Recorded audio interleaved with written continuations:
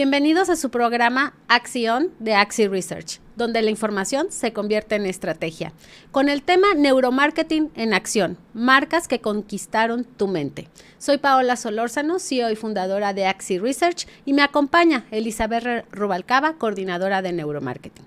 Axi Research es la agencia de inteligencia de negocios e investigación de mercados líder a nivel nacional y con presencia internacional. Y el día de hoy no vamos a hablar solo de la teoría en la neurociencia, sino vamos a hablar de casos prácticos, ver cómo grandes empresas han usado el neuromarketing en la vida real. Veremos 4 casos de marcas reales. Imagínense esto. Estás en el súper, tienes 2 refrescos enfrente, no sabes cuál elegir, pero de alguna forma tu mano va automáticamente a seleccionar uno. Hola, ¿cómo estás, Eli? Gracias. Gracias, Paola. Muy bien, estoy muy emocionada de este tema porque, como mencionas, el ver la parte práctica es sumamente interesante. Y pues ya nos ha pasado que hemos sido partícipes de esta clase de estudios o de esta clase de estrategias. Pues cuando nos ha pasado que hemos visto un capítulo más en alguna plataforma de streaming y de pronto ya es de madrugada o ya son las 3 de la mañana y seguimos ahí captando toda la información o viendo todos estos episodios de una forma adictiva. Seguramente muchos de los que nos escuchan han sido partícipes también de esta clase de experimentos o estrategias que las marcas usan para hacer sus marcas más adictivas y que podamos tener mejor posicionadas las marcas en la mente de los consumidores.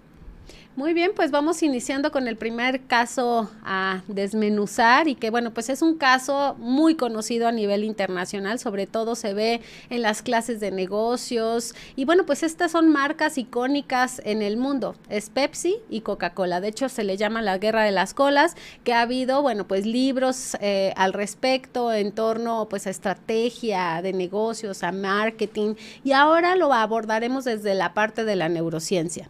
Y bueno, para aquellos que sí estuvieron en la década de los 90, pues recordarán el llamado Pepsi Challenge, ¿no? Y a quienes no, pues les vamos a platicar al respecto.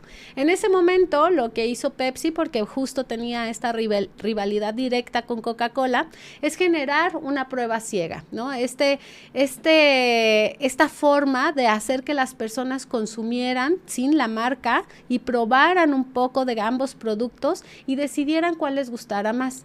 Y al momento de hacerlo, la gente en prueba ciega seleccionaba Pepsi. Les gustaba más el sabor, es un poco más dulce, pero ¿qué pasó? Bueno, pues Pepsi, por supuesto, hizo gran alarde de este gran triunfo sobre Coca-Cola. Sin embargo, bueno, Coca-Cola tuvo ahí algunos retos interesantes que después se convirtieron en errores que veremos próximamente, que bueno, pues sacaron el New Coke, entre otras estrategias que no fueron muy funcionales. Pero bueno, ¿qué es o qué querían saber? ¿Les gusta a la gente el sabor o la marca, Eli? Bueno, aquí es muy curioso porque aquí se demostró que muchas veces no elegimos por el sabor, elegimos por lo que sentimos hacia la marca. Si lo viéramos con una lupa científica, veríamos que en la primera prueba, la que era ciegas, se activaban áreas cerebrales relacionadas a la recompensa, a la memoria y a la emoción. Y en la segunda prueba, con las marcas ya vistas, veamos que se activarían partes relacionadas a la memoria emocional y a la cultural. Entonces, aquí es un momento importante remarcar que la marca puede modificar incluso el cómo percibimos el sabor.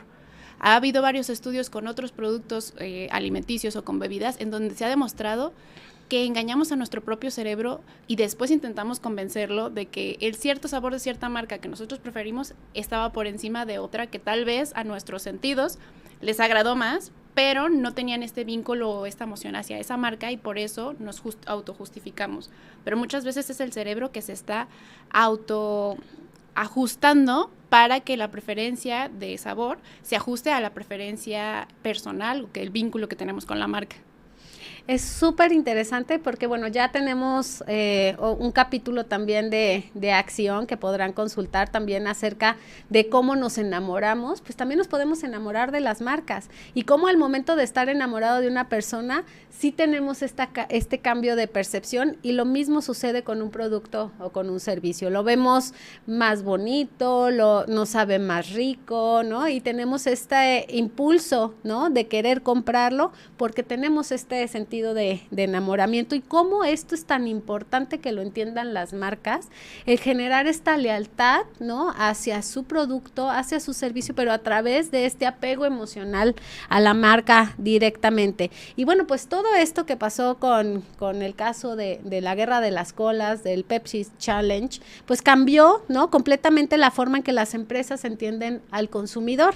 De pronto el cerebro ya no estaba eligiendo por el sabor, como decíamos, estaba eligiendo por la emoción. Una suma de recuerdos, anuncios, momentos felices, todo eso se activaba, y entonces Coca-Cola entendió que no solamente era cambiar la fórmula, porque lo hizo, sacó esta New Coke que no fue nada exitosa, sino que entendió que el apego que tenían y por lo que consumían su producto era por la marca y por la tradición y lo que generaba en los consumidores, lo que les representaba. Por ejemplo, pues las campañas que tenemos ahora en México, si ustedes recordarán, pues es la familia, es vivir un entorno alrededor del refresco y lo que te genera, ¿no? El tener todas esas emociones. Entonces, entender esta parte emocional, el apego y cómo la neurociencia se aplica para poder entender esta cuestión de cómo tenemos este impulso y lo que nos está generando para la compra, pues es fundamental para las marcas. Claro, y justo ahora que mencionas esta parte de la parte emocional y la experiencia, me recuerda un poco al siguiente caso. Todos conocemos esta marca Apple, es una marca enorme de tecnología que compite en un mercado sumamente saturado. Cuando Apple entró, buscaba diferenciarse emocionalmente. ¿Y cómo lo hizo? Bueno, se enfocó en un diseño minimalista y en la parte experiencial. Esto lo hizo a través de sus productos y a través de la experiencia en las tiendas. Todos recordarán que antes de que Apple entrara como en el mapa, pues uno iba a, no sé, a las distribuidoras de teléfonos, aquí por ejemplo Telcel, Movistar, todas estas marcas, y ahí compraba el teléfono, o en Liverpool o en una tienda más grande. No había como tal, o no eran tan famosas como tal, las tiendas para comprar el teléfono. Uno no iba a tener esta experiencia de que los expertos de la marca te hablaran sobre el teléfono, más bien ibas a un lugar y comparabas diferentes marcas y ahí encontrabas la que se adecuaba más a ti. Pero Apple cambió todo esto cuando entró, y también cambió toda esta parte de que no solo era lo que ofrecía en tecnología, todos estos aparatos, sino también en diseño, en que fuera visualmente atractivo. Así es, bueno, el marketing de experiencia es algo que es sumamente usado en la actualidad, y de hecho todas las marcas lo están aplicando, también los que venden directamente al cliente, porque bueno, finalmente ya lo que buscan las personas no solamente es el consumo directo del producto o del servicio, sino generar alrededor de este consumo una experiencia globalizada, ¿no? Y bueno, pues Apple realizaron un estudio de neuromarketing sobre el diseño del producto, la experiencia de compra y cómo iba a tener esta envoltura, ¿no? Cómo iba a presentar el producto a los clientes. Y por eso utilizaron diferentes herramientas como el electroencefalograma, etcétera, y algunos estudios externos, así como pruebas de experiencia en tiendas físicas. Y con esto medían la activación del sistema de recompensa, la atención visual y la respuesta emocional. Esto es muy importante, y aquí lo voy a ligar también con un caso también específico de los casinos, que podemos profundizar mucho en un siguiente capítulo alrededor de esto, porque la parte de la experiencia y todo lo sensorial también que generan en los casinos es algo muy particular que vamos a profundizar al respecto posteriormente de ello. Pero bueno, en el caso de Apple, cuéntanos, Eli, ¿qué es lo que sucedió con este estudio? Fue muy interesante porque los resultados de todos estos estudios observaron activación en ciertas áreas del cerebro, como el deseo y la recompensa, así como la generación de un apego muy fuerte y una percepción de un valor mayor real. Esta parte es muy interesante porque, como mencionamos en un capítulo pasado, esta clase de apego nos hace idealizar. Es como cuando nos enamoramos de una persona y al principio, cuando la dopamina está al 100, pues vemos a las personas hasta más guapas, o incrementamos estos beneficios o estas características que nos atraen. O sea, nosotros las idealizamos y por eso las tendemos a valorizar más. Igual pasa con las marcas. Cuando idealizamos una marca o cuando generamos un apego hacia una marca, intentamos idealizar estas partes o darle mayor valor a estos beneficios que para nosotros son importantes. También tenemos esta parte de sentir que algo es mío. Esto genera también una activación en la ínsula, que es donde está el miedo a la pérdida o la aversión a la pérdida, lo cual funciona como un centro de procesamiento de emoción y dolor. Entonces, aquí tenemos como más reforzado la parte del apego hacia una marca, o sea, de perder la accesibilidad hacia cierta marca con la que ya teníamos un apego, genera un dolor casi hasta físico, como cuando perdemos a una pareja que teníamos o terminamos una relación que queríamos mucho. Aquí es donde podemos observar claramente cómo se compara esta sensación de querer y necesitar.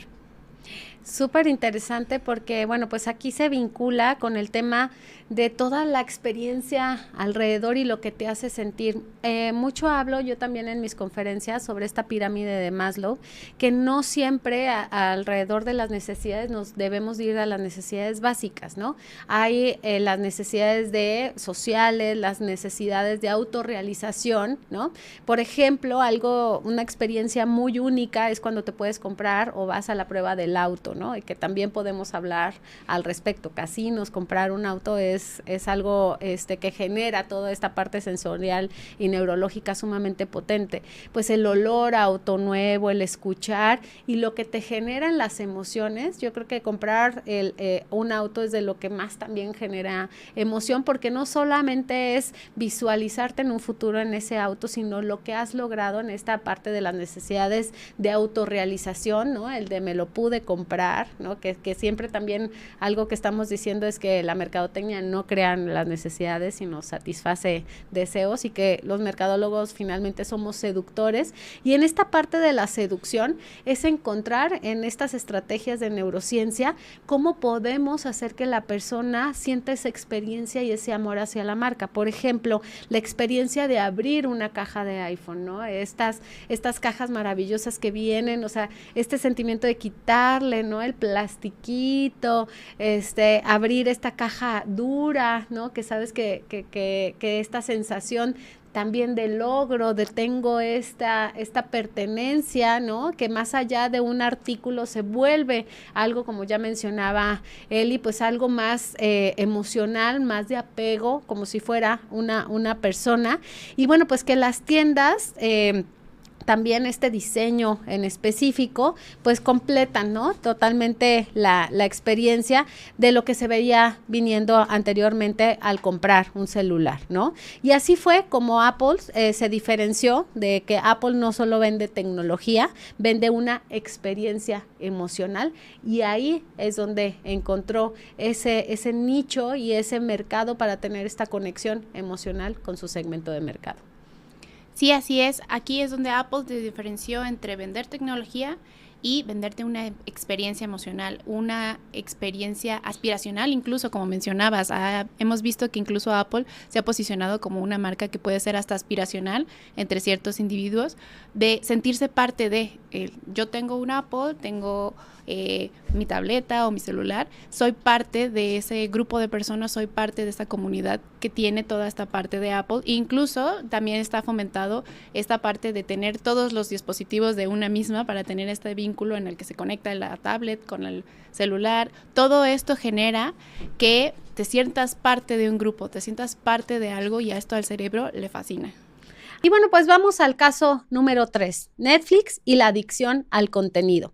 Netflix es todo un fenómeno que vino a cambiar el cómo consumimos el cine y las películas. Y bueno, pues sabemos de este antecedente, ¿no? De que pues Netflix fue a ofrecer su plataforma Blockbuster, que es un tema que se habla mucho también en la cuestión de negocios, y que Blockbuster, en este modelo de negocio que tenía de la renta de las películas, en su momento eran VHS, betas, luego CDs y los Blu-rays y demás, y que su modelo de negocio está enfocado a la renta y que tenías que ir, seleccionabas y después regresar la película. Netflix les ofrecía verlo directamente en una plataforma de streaming en las casas, y bueno, pues quien haya tomado Eli la decisión en Blockbuster de rechazar esta oferta, en este momento estará sumamente arrepentido. Pero bueno, pues Netflix actualmente pues es este líder de las plataformas de streaming, y que la marca está enfrentando una nueva competencia por la atención. Es decir, cómo hacer que el usuario permaneciera más tiempo en su plataforma, Eli. Sí, esto es muy interesante porque, como dices, ya se volvió el líder en las plataformas de streaming y cambió toda esta parte de cómo consumimos el cine, las películas, las series.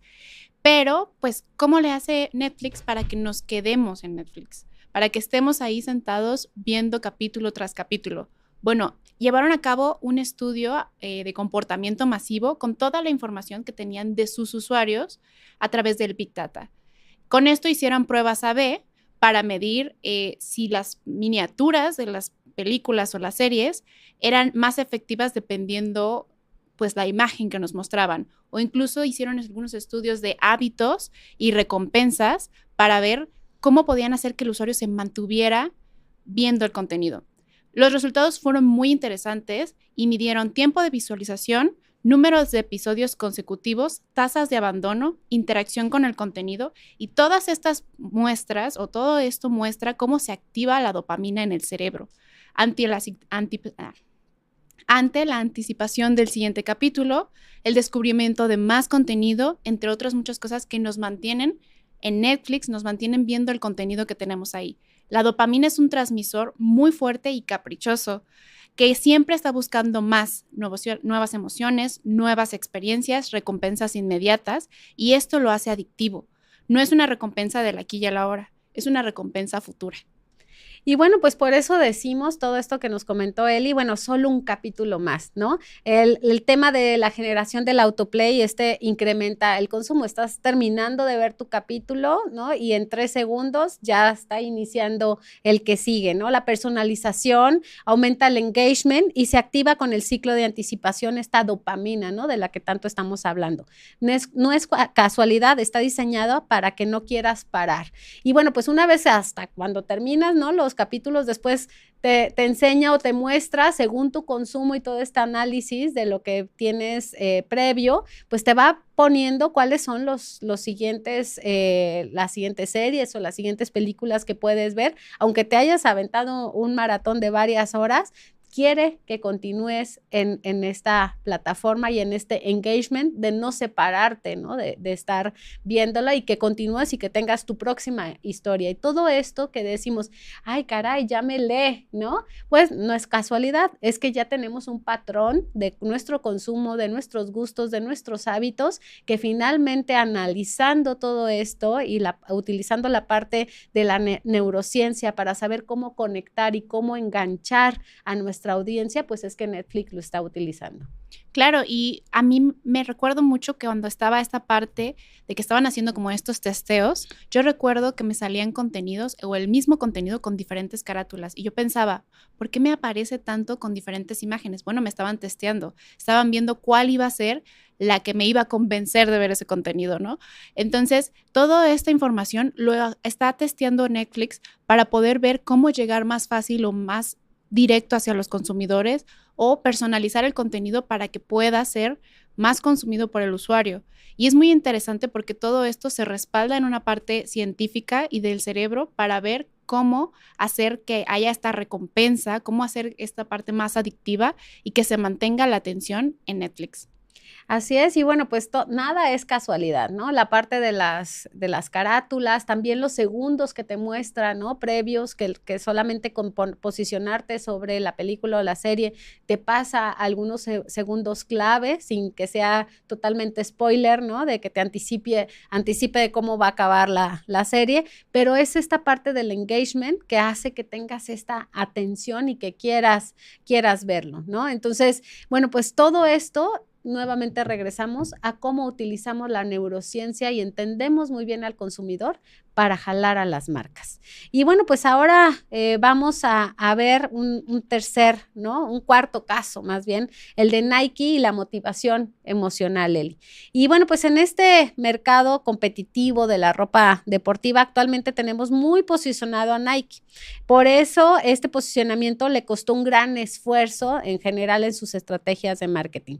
Uno muy acertado. Por ejemplo, ellos buscaban diferenciarse de la competencia, por lo que hicieron estudios emocionales en su publicidad, análisis de storytelling en sus campañas y evaluaciones de la respuesta a sus anuncios inspiradores.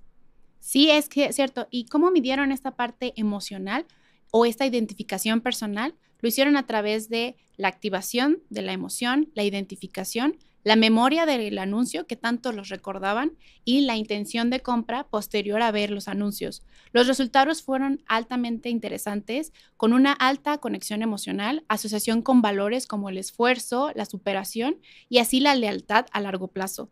Esto fue muy interesante porque cambiaron un poco el cómo motivar con las marcas, cómo hacer que la marca te haga sentir emocionado, te haga sentir que puedes superarte.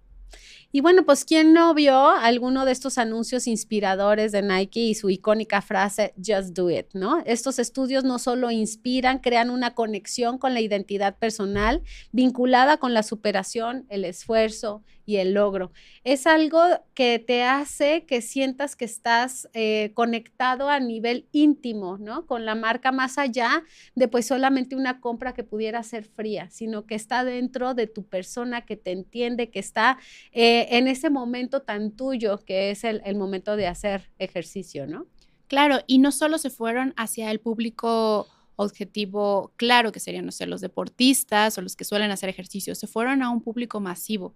O sea, estas marcas o estas estrategias que utilizaron estuvieron vinculadas hacia que fuera hacia toda clase de personas, hacia una motivación no solo en haz ejercicio, es motívate a moverte, motívate a superarte, motívate a hacer esas cosas que podrías estar haciendo hoy y que no queden en la idea.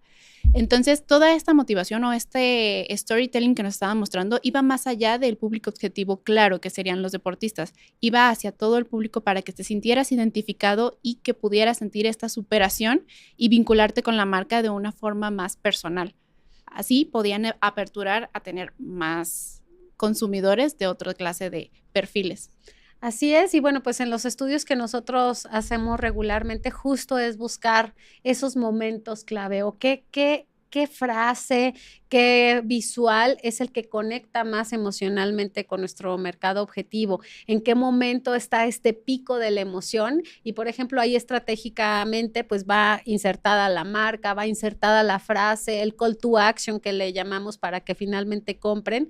Entonces todos esos estudios que nosotros hacemos de la medición de la emoción, de la atención y de la motivación a la compra, pues son justamente para que quede una versión final que haga que las personas tengan esta seducción hacia la marca y que finalmente conecten, ¿no? De manera emocional.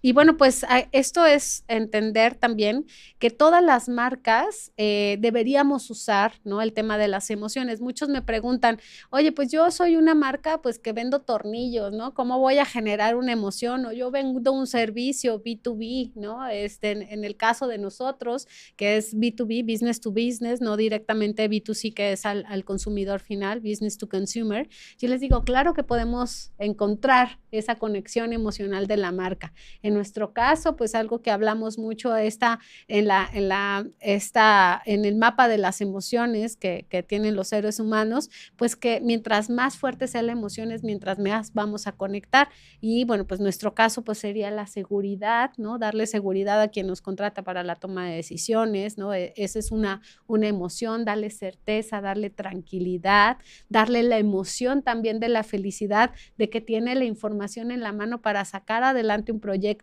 y que con eso ya va a ser exitoso y que no va a estar con esta incertidumbre del fracaso, ¿no? Entonces, todas las marcas, todos los productos y servicios sí pueden generar una emoción. La cuestión es identificar también quién es nuestro mercado objetivo y cuál es el botón que podemos tocar, ¿no? No es manipulación, es comprensión de este segmento de mercado y el cerebro siempre busca sentir, ¿no?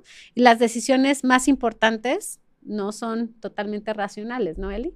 Es correcto, nosotros actuamos mucho por instinto, por emoción. Esto hace que justamente las marcas que están relacionadas más hacia lo emocional suelen tener estrategias más exitosas y tener clientes pues más motivados a estar consumir o a ser más fieles con ellos. Y como mencionas, no es manipulación, es comprensión, es comprender cómo el cerebro toma las decisiones, cómo consumimos, qué nos gusta, qué preferimos y cómo hacer que esto se adapte a los consumidores, que todas estas estrategias vayan hacia que el consumidor se sienta más a gusto con las marcas, sea más fiel, esté satisfecho con lo que hace, con lo que compra, y esto hace que las marcas puedan generar pues un vínculo más estrecho con los consumidores, y esto hace que pues tanto la marca como el consumidor estén más contentos. Así es, y bueno, la mercadotecnia ha avanzado de gran manera. Antes, ¿no? Estaban enfocados en el tema de comparar las características frías del producto hace muchos años, y ahora pues nos vamos, si ustedes pues se ponen a pensar cuáles son las marcas y cuáles son los anuncios que lanzan las empresas más grandes a nivel internacional, no comparan el precio, tanto los centavos, ni cuál es la etiqueta, cuáles son el gramaje exacto y demás, sino se van a esta parte de la conexión emocional, lo que te hace sentir, ¿no? La parte de la marca. Otro de los temas que podemos abordar en siguientes capítulos, ya dijimos la parte de los casinos, la parte del auto, pero comprar una casa también es sumamente emocional, ¿no? Que a veces se considera que pues es de lo más racional porque tienes que ver muchos números y tienes que ver una proyección financiera, sí, pero finalmente esta parte de conectarte con este espacio, que no hay una cuestión más íntima que tu hogar, pues es donde te hace imaginar estos momentos mágicos que vas a vivir en familia. Y bueno, pues el neuromarketing está en todo. Lo estamos viviendo de manera cotidiana, ustedes tal vez no se han dado cuenta, pero todo momento estamos experimentando esta parte de la neurociencia, que estamos siendo analizados, que estamos siendo identificados en nuestros deseos, en nuestras emociones, y que las marcas con esta identificación hacen unas campañas y nos ayuda a entender a los consumidores en sus experiencias, preferencias, y también a crear estos vínculos que tanto hablamos en este capítulo. Al final, las marcas más exitosas no son las que venden más, sino las que logran quedarse en tu mente y en tus emociones. Con esto cerramos este podcast con este gran tema, el neuromarketing en acción, marcas que conquistaron tu mente. Y bueno, pues muchas gracias, Elizabeth Rubalcaba, nuestra coordinadora de neuromarketing. Soy Paola Solórzano, CEO y fundadora de Axi Research, y los esperamos en los próximos capítulos de Acción, de Axi Research, donde la información se convierte en estrategia. Gracias.